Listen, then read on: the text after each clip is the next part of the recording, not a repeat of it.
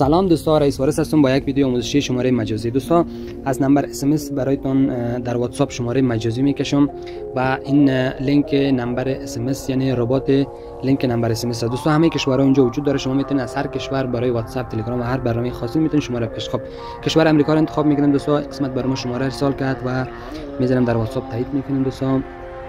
خب میزنیم یس، میرم در ربات درخواست کد میدیم دوستان. اینجا نشد درخواست کد میدیم، کد برای ما ارسال میکنه دوستان.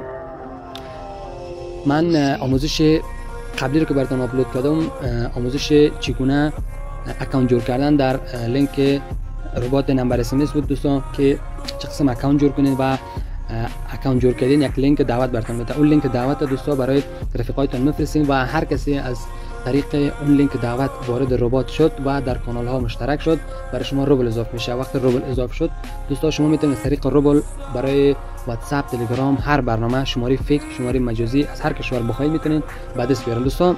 هر شماره که از هر کشور میگیرین 4 روبل، 5 روبل، 6 روبل، 10 روبل، 15 روبل قیمت داره دوستان.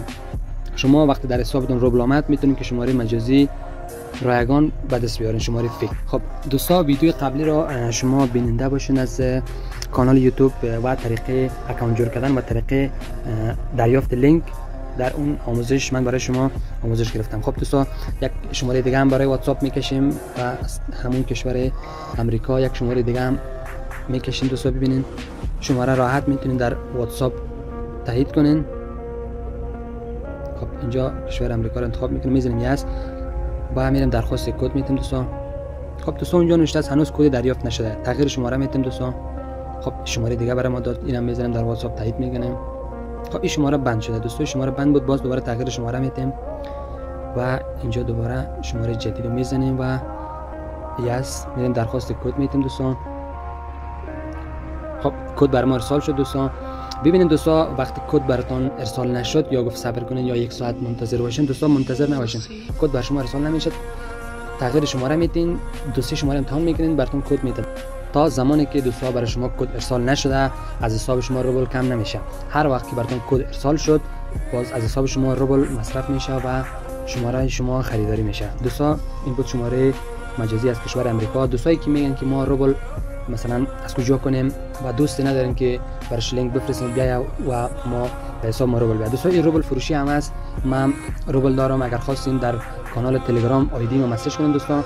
در هر کشوری که باشین براتون روبل فرستاده میشه به قیمت مناسب و از همینجا برای شما روبل انتقال میشه در حسابتون و شما میتونید که شماره مجازی رایگان از هر کشور برای واتساپ، تلگرام، هر برنامه فیسبوک، اینستاگرام، ایمیل، هر برنامه خاصه باشین دوستان میتونید که شماره مجازی یا شماره فیک درست کنین. خب دوستان این بود آموزش شماره مجازی رایگان از کشور امریکا.